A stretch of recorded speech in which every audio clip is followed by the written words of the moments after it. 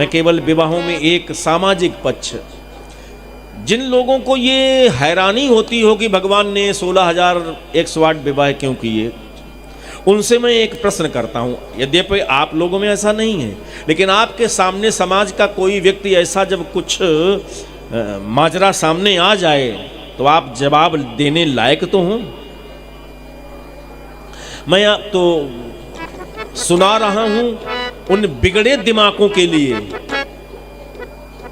लेकिन सामने आप हैं इसलिए मैं उद्बोधन आपको करता हूं, उद्बोधित आपको कर रहा हूं।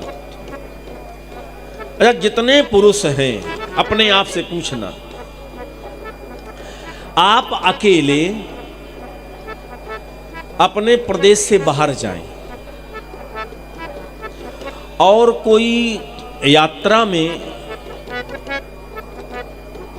सुंदर स्त्री भटक गई हो, अतिशय सुंदर, और आप के पास आ जाए और आपको ये लगे कि इसको मैं ही रास्ता दिखा सकता और कोई इसका सहयोगी है नहीं, तो उस समय आपकी भावनाएं क्या होंगी? अपने आप से पूछना। हम बहुत सारा धर्म मजबूरी में करते हैं, बहुत सारी मर्यादाएं तो मजबूरी में स्वीकार करते हैं।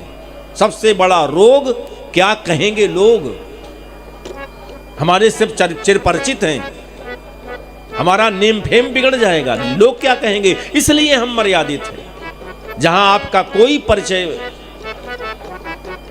परिचित ना हो, कोई परिचय देने वाला ना हो, वहां स्त्री सौंदर्य मिलेगा तो क्या करेंगे? आए दिन आप पेपरों में पढ़ते हैं, मीडिया में पढ़ते हैं, कुछ दिन पास में रखा और ऐसे फिर फेंक दिया। स्त्री को भोगियों ने भोग की वस्तु समझा है। अगर वो स्त्री कहे कि नहीं नहीं, आपने मेरा पातिव्य धर्म बिगाड़ा है, स्त्रीत्व बिगाड़ा है, आप हमने अपने पास रखो, तो अगर ये कोई जिद करे तो उसे जहर और दे दीजिए, क्या करोगे? मार डालोगे कि नहीं मार डालोगे? आए दिन इस तरह की घटनाएं आपको सुनाई, कदम कदम पर ये हो रहा है।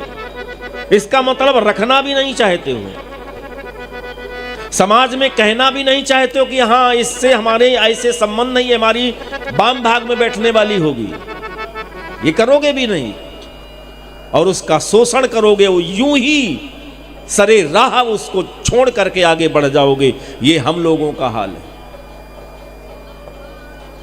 याद रखना, जिस समय कृष्णावतार हुआ है उस समय 16,000 कन्याएं भौमासुर ने, असुर है ये, और इसकी एक आदत थी कि अतिशय शक्तिशाली है, ये आक्रमण करता है और उन राजाओं के यहां उन्हें पराजित करके, यदि कोई सुंदर राजकुमारी है तो उसको पकड़ करके अपने यहां महलों में ले आता है और कहता है कि मुझे पति रूप में स्वीकारो, और वो नहीं स्वीकारती तो उस कन्या को वो जेल में यानी बंद कर देता, नियंत्रण में रख लेता है।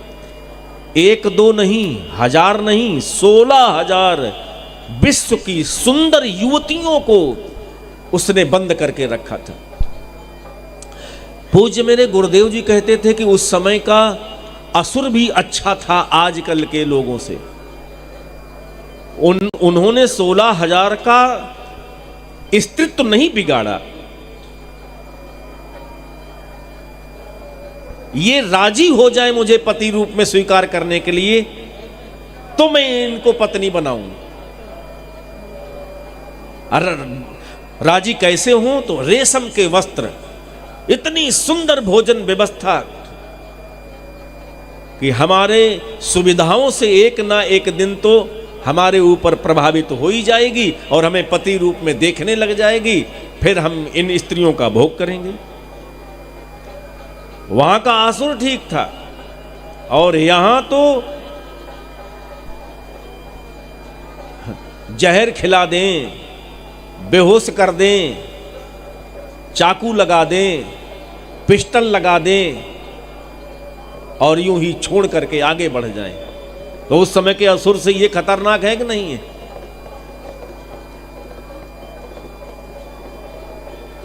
आप अपने आप से पूछिएगा साहब, कथा था छोड़िए, कथा पीछे, आपको बहुत सुंदर शरीर स्त्री के रूप में कहीं मिल जाए, आप क्या करोगे? शोषण करोगे, और वो कहे कि साथ चलूंगी तो वहीं मार दोगे या मरवा दोगे या धक्का देकर के ट्रेन से नीचे फेंक दोगे। मैं एक जगह निरंतर कथा करने जा रहा हूं, लगभग 25 साल 27 साल हो गए। वहां एक स्त्री जिसके दिमाग नहीं था, कम दिमाग थी, जिसे लोग पागल कहते, लेकिन शरीर तो स्त्री का है, विवाह हुआ नहीं। तो एक बंदे ने रोटी देने के लिए अपने यहां वो रोटी देने लगा। तो भूख तो सबको है, पेट है तो भूख है, तो वो रोटी के लिए वहां बैठने लगी। फिर धीरे धीरे उसने क्या किया कि अपने खेतों में ले जा करके काम करवाने लगा, पशुओं के लिए चारा कटवाए, बोझ रखवाए, और उसका शोषण किया। वो सगर्भा हो गई, पागल को सगर्भा बनाया। और जब समाज का दबाव पड़ा तो उसको रात में एक रेलवे स्टेशन पर किसी ट्रेन पर बिठला दिया। आज तक उसका पता नहीं। उस स्त्री से पूछो, उस अबला से पूछो, यहां प्रसव पीड़ा के पहले कितने बार चेकअप करवाते हैं, कैसा पौष्टिक अन्न देते हैं, कितनी दवाइयां देते हैं, कितने फल कितनी मेवा खिलाते हैं। बच्चे को जन्म देना मृत्यु के मुख से निकलने जैसा होता है। और एक बिना मुंह की बोल भी नहीं पाती थी, दिमाग भी नहीं था, और जाति में अच्छा, दिमाग खूब चले, और एक स्त्री के साथ ऐसा व्यवहार किया। जब समाज ने दबाव दिया तो उसको ट्रेन में बिठला दिया। क्या हुआ होगा? ये मेरे आंखों की देखी हुई घटना है। हमारा ये फोटो है साहब, मरी होगी जिंदा होगी। दुनिया में कौन ऐसा व्यक्ति है कि भटकी हुई सुंदर स्त्री को शोषण न करके उसे समाज के बीच में ला करके अपने वाम भाग में बिठलाए और अपने जीवन का आधा हिस्सा उसे दे, अर्धांगिनी बनाए, अपनी समग्र संपत्ति का उसे मालिक बना दे। एक नहीं, दो नहीं, हजारों के साथ जो ऐसा करे, 16-16 हजार के साथ जो ऐसा करे, वो सामान्य नहीं, वो मेरा परमात्मा भगवान कृष्ण है। 16,100 ने कहा, भगवान ने कहा कि तुम अपने अपने पिता का, भाई का परिचय बताओ, जहां से आई हो वहां मैं तुम्हें भेज देता हूं। तो वो रोने लगी कि कोई कुमारी कन्या युवान हो, सुंदर हो, घर से 2-4 दिन के लिए बाहर गायब हो जाए तो समाज में कोई स्त्री के रूप में उसे स्वीकार नहीं करता है, ये चरित्र भ्रष्ट है। और हम तो सालों से अपने माता पिता से दूर हैं। यदि आपने मुझे भेज भी दिया मेरे माता पिता के यहाँ, तो मेरे माता पिता मुझे स्वीकारेंगे नहीं। यदि मुझे स्वीकार भी लिया तो मेरे जीवन में कोई मेरा हाथ मंडप के नीचे नहीं पकड़ना चाहेगा। तो फिर क्या होगा? तमाम दुष्ट आतंकी मेरी अस्मिता के साथ खिलवाड़ करेंगे। ठाकुर, एक स्त्री की इस दुर्दशा से आप बचाओ। जिसका कोई नहीं होता है उसके तो आप होते हैं। यदि मैंने सच्चे मन से आपकी आराधना की हो, इस दुष्ट भौमासुर का कुछ भी दिया हुआ वस्त्र भोजन न स्वीकारा हो, केवल पानी पी करके, आपको याद करके, रो करके आपकी स्तुति चिंतन किया हो, तो मुझे आप स्वीकारो। आपको देखने के बाद दुनिया का कोई जागरूक व्यक्ति संसार नहीं देखना चाहता। बोलो, कथा जब चित्त में प्रवेश कर जाती तो संसार अच्छा नहीं लगता। और जहां परमात्मा आंखों के सामने साथ खड़ा हो तो फिर वो उन्हें छोड़ करके संसार जाएंगी। तो भगवान क्या कहते? भगवान ने कहा कि नहीं, मेरे तो विवाह हो गए। पूछा कितने विवाह हुए? बोले 8 हुए हैं। तो फिर मुझे भी स्वीकार करो। तो भगवान क्या कहते? बोले नहीं नहीं नहीं। तो उन्होंने कहा कि हम आपको देखने के बाद अब दुनिया को नहीं देखूंगी, चिता लगवाओ, आग लगाओ, उसमें तुम्हारे सामने शरीर की आहुति दे दो। तो वो करुणा सागर, करुणा वरुणालय क्या उनको कह देता कि मेरे सामने आत्महत्या कर लो? सर्वसमर्थमान परमात्मा ने विश्व की सुंदर भटकी हुई अबलाओं के साथ ऐसा न्याय किया है जिसको समाज का व्यक्ति सोच नहीं सकता है। अपनाया ही नहीं, बाम भाग दिया और 84 कोस लंबी चौड़ी द्वारिका का अधिपत्य लुटा दिया उनको। दुनिया का सबसे बड़ा सम्मान उन स्त्रियों को दिया जिनका कोई रखवाला नहीं था। भगवान कृष्ण की ये रानियां हैं, ये पटरानियां हैं। लोग नाम सुन करके मस्तक को झुकाते थे। दुनिया का सर्वश्रेष्ठ सम्मान दिया कि नहीं दिया? कौन ऐसा बंदा है जो किसी ऐसी अबला स्त्री को ले आए और दुनिया का अपने जीवन का सबसे बड़ा सम्मान दे?